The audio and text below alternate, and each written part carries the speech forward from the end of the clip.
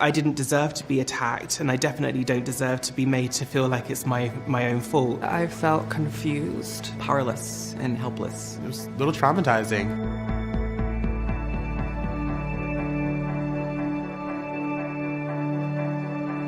I was 9 at the time. I had never understood how people were supposed to treat my body. While I was being violated, I was trying to understand how I was being violated. That was really complicated for me. Out of nowhere, he was standing over me. He was pulling me down, pulling my pants down. All of a sudden, the conversation switched. He started to kind of move forward toward me and became violent. After just talking to this man, his forearm is in my throat and I'm up against this storefront. We only feel sorry for certain women. We only believe certain women. For trans women and for femmes, because we're not seen in the binary, especially trans women, like a mockery of womanhood, people don't believe us, or our claims against sexual violence isn't legitimized. The Me Too movement, it was a little bit disheartening, the fact that this was a woman's work for 8 years and there wasn't really any recognition of that or even where it came from. There's like a legacy of, black feminism that the Me Too movement is a continuation of, specifically Tarana Burke. And she's been really great at mentioning queer and trans people. So to see privileged white women within Hollywood essentially co-opting that and turning it into a different narrative was a little difficult for me to see. In the Me Too movement, a lot of black women or black femmes are angry is because it's like we have to shout from the top of our lungs, where a cis white woman can write an op-ed or just make a claim and the world burns. The Me Too movement doesn't do a lot to include trans women because there are a lot of situations where trans women are not just afraid of going out and reporting something bad happened to them sexually. You're also afraid of, the way that the cops will treat you when you're trans. I don't know a lot of women who have to deal with that. There was just such judgment about how did you get in this situation?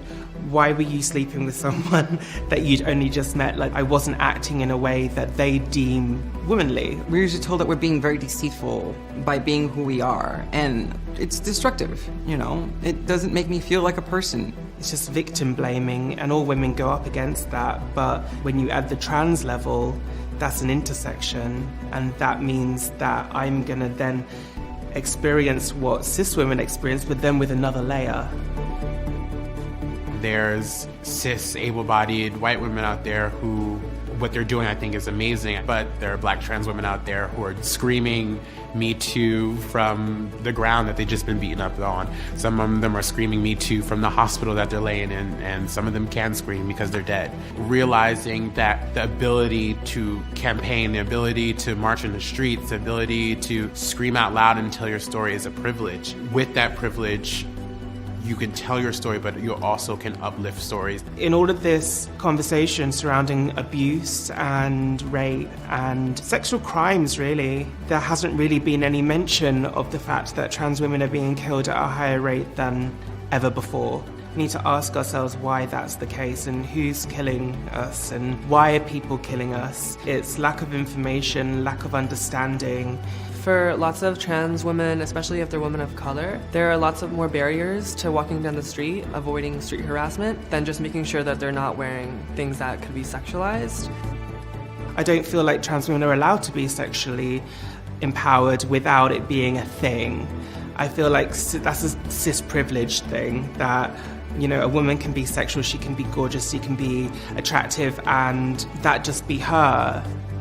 But for a trans woman to do that, it feeds into a whole narrative of us being fetishized. Having to defend my identity it's tiring, it's exhausting, it's like a never-ending fight.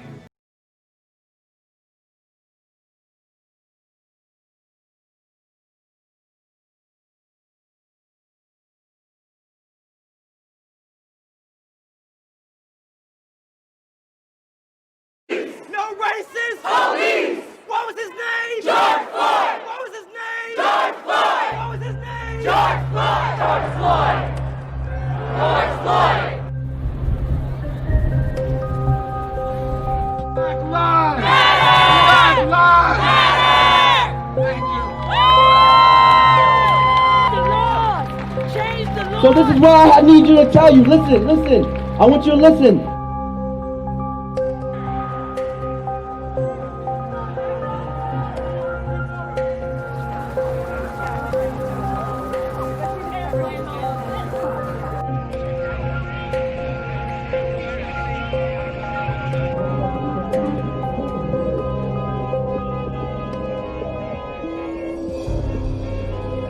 had too much to drink to be driving. Put your hands behind your back for me. Here, put your hands behind your back.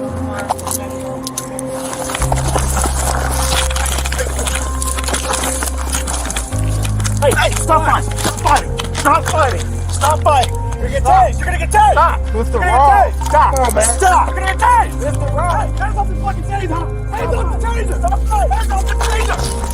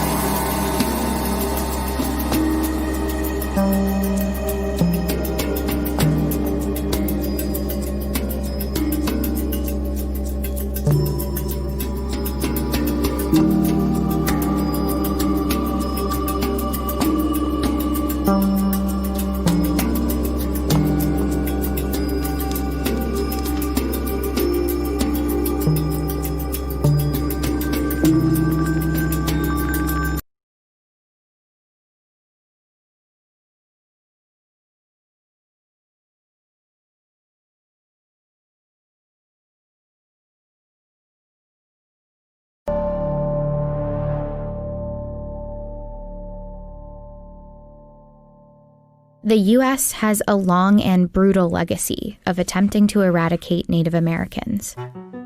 For centuries, they colonized Native American lands and murdered their populations. They forced them west and pushed them into small, confined patches of land.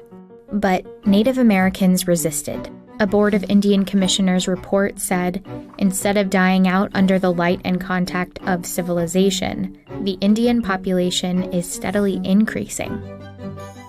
And that was an obstacle to total American expansion. So the U.S. found a new solution to absorb and assimilate them. It all started with an experiment and a man named Richard Henry Pratt.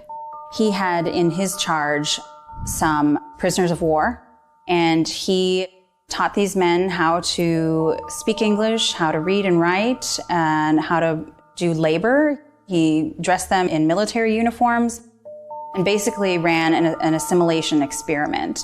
And then he took his results to the federal government and said, they're capable of being civilized. So he was able to get this project funded. In 1879, the government funded Pratt's project, the first ever off-reservation boarding school for Native American children. His motto was to kill the Indian and save the man. What started there at the Carlisle Indian Industrial School was nothing short of genocide, disguised as American education. Children were forcibly taken from reservations and placed into the school, hundreds, even thousands of miles away from their families. They were stripped of their traditional clothing, their hair was cut short. They were given new names and forbidden from speaking their native languages. To take our children and to indoctrinate them into Western society, to take away their identity as indigenous peoples, their tribal identity. I think it's one of the most effective and insidious ways that the U.S. did do harm to indigenous peoples here, because it targeted our children, our most vulnerable. And they tried to make us ashamed for being Indian, and they tried to make us something other than Indian. There are also accounts of mental, physical, and sexual abuse, of forced manual labor, neglect, starvation, and death. My great-grandfather went to Carlisle, and nobody in my family ever talked about it. So if you Google Indian boarding schools, the majority of the pictures that you will see will be actually from Carlisle. Colonel Pratt created propaganda. He hired a photographer to create those before and after photos to show that his experiment was working. So it was, intentional propaganda. And it worked. The Carlisle model of education swept the country and led to the creation of over 350 boarding schools to assimilate Native American children. On the one hand, we have the Navajo as we find him in the desert. Few of these boys and girls have ever seen a white man. Yet, through the agencies of the government, they are being rapidly brought from their state of comparative savagery and barbarism to one of civilization. In 1900, there were about 20,000 Native American children in these schools. By 1925, that number more than tripled. Families that refused to send their kids to these schools faced consequences like incarceration at Alcatraz or the withholding of food rations. Some parents who did lose their children to these schools even camped outside to be close to them. Many students ran away. Some found ways to hold on to their languages and cultures. Others, though, could no longer communicate with family members. And some never returned home at all. By stripping the children of their Native American identities, the U.S. government had found a way to disconnect them from their lands, and that was part of the U.S. strategy. During the same era in which thousands of children were sent away to boarding schools, a number of U.S. policies infringed on their tribal lands back home. In less than 5 decades, 2/3 of Native American lands had been taken away. The whole thing was purposeful. And the fact that it has been buried in the history books and not acknowledged is also intentional. And in fact, the same tactics were used in New Zealand, Australia, Canada. All of these countries have acknowledged, apologized, or reconciled in some way, except for the United States. Over time, the brutality of boarding schools started to surface. And after a 1928 report detailed the horrific conditions at some schools, many began to close. In the 1960s, Indigenous activism rose alongside the Civil Rights Movement. And by the 1970s, That activism forced more schools to shut down. The government handed over control of the remaining boarding schools to tribes to be run in partnership with the Bureau of Indian Affairs. But just as the boarding school era started fading, another assimilation project took shape: adoption.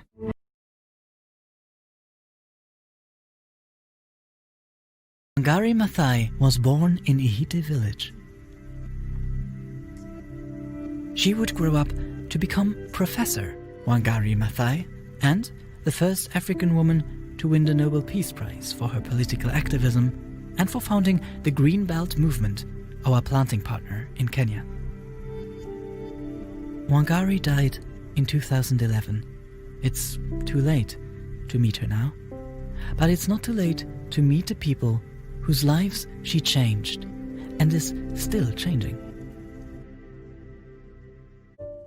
Professor Wangari Maathai always believed that when women are supported, they can achieve so much. Fikiria mzuri kwa sababu alikuelimisha maneno ile mzuri. Sasa hata hiyo miti tuko na faida sana. Iko dawa, nakuletea mvua, nakuletea afya nzuri. Nikitembea hivi tumekaa hapa hivi, tuko kwa kivuli, najivunia, tuko mzuri sana.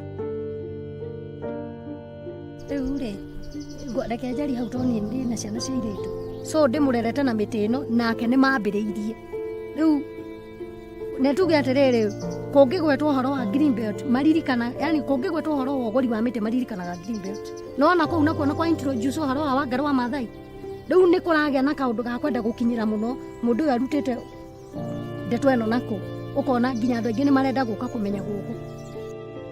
I have learned and I learned whatever I am, small and one, or being a woman or single, with my mind, I can influence other people in the right direction. If I persist on what is right, be focused, I can bring change to the world. That I learned from Professor Wangari Maathai. She's been arrested not once. She was even hurt. When she was taken to the hospital, she was unconscious. But even after she left the hospital, she didn't stop. Even a hospital ward could not keep her silent. The moment she was released, the moment she came out of the hospital, she would continue doing exactly the thing that she was arrested for.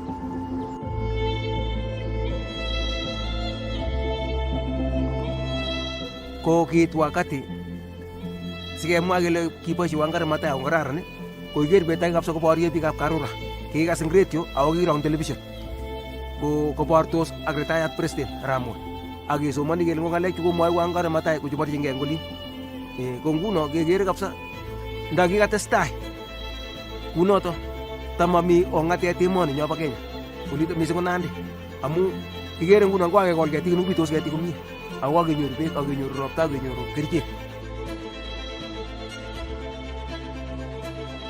I felt she was doing the right thing, and I felt I should do the same thing. There was no one time I felt fear.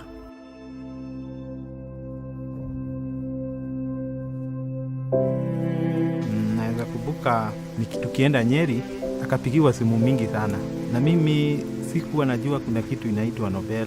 Mimi nilikuwa nasikia tu akiongea na mtu anasema amefurahi sana akisema yes his excellency. Sasa mimi kufika Nyeri nikakutana na watu wa media wakajaa hapo, mimi nikashindwa nini inaendelea. Baadaye ndio nilikuja kujua amekula Nobel, ndio maana alikuwa amefurahi hivyo. Mpaka media wakajaa hapo, wengine walikuwa nakuja na ndege wanakuja Nyeri. Yani siku hiyo hata mimi nilifurahi sana siku hiyo. Ere ni hali ale udere udage keno ri gukuri udere nidirona tondithire agikera muno naku gona wira ucio ni tugugia na kiona guo.